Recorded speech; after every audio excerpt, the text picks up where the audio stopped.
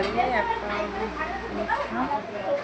দেখতে পাচ্ছ, ডাল করেছি, আলু করেছি, গোস রান্না করেছি, চিকেন এইগুলো দিয়ে। এই চামচ কোথায় থেকে দিয়েছে এত সুন্দর চামচ? আরেকটা কয় দাঁড়া, গোস তুলছি। কখন আসবেন তো বাক্সর উপর তুলে রাখ। ভাত রয়েছে, আর একটা হাঁড়িতে রান্না হচ্ছে আজকে। মানে আমাদের খতম পড়াচ্ছি, বুঝতে পারলে? খতম পড়াচ্ছে, পড়াশোনা হচ্ছে, তার জন্য আজকে এত আয়োজন, বুঝতেই পারছো।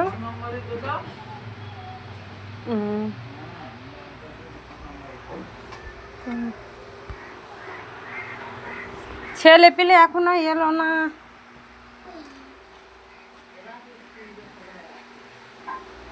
এবার বউ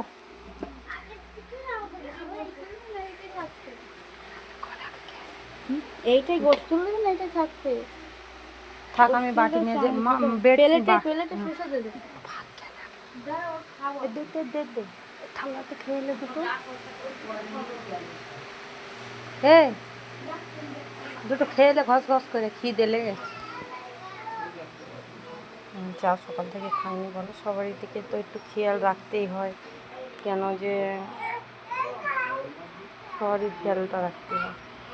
আমার খুব কষ্ট হয় যে আমি খাচ্ছি আরও একজনও খাবে না। আমিও খাইনি যাবো, কিন্তু আগে আমি চাই যে সবাই খেয়ে নে, খেয়েছে আমি খাবো, এটাই আমি চাই। কী দিয়েছি কেন সবসময় মাথায় পানি কিসের জন্য দেওয়া? এখন শরীর খারাপ হচ্ছে লোকের, বোঝো না তুমি? আবার কাঁদা কিসের সবসময় কান্না? মাথায় পানি দিয়ে কিসের? ওরম চুলের স্টাইলটা কিসের? বাচ্চার মতো চুলের স্টাইল করবে,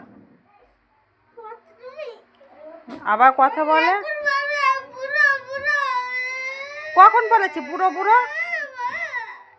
তো বুড়ো মানুষের চুলের ডিজাইন ওরম হয় না, বুড়ো মানুষেরা যেমন পারে সেরম করে, বুঝেছো? ওটা 20-25 বছরের ছেলের চুলের ডিজাইন, দেখছো? এই এখন থেকে এত স্টাইল করলে বলো, বৌমা তো এসে লাইন দিয়ে থাকবে আমাদের বাড়ি।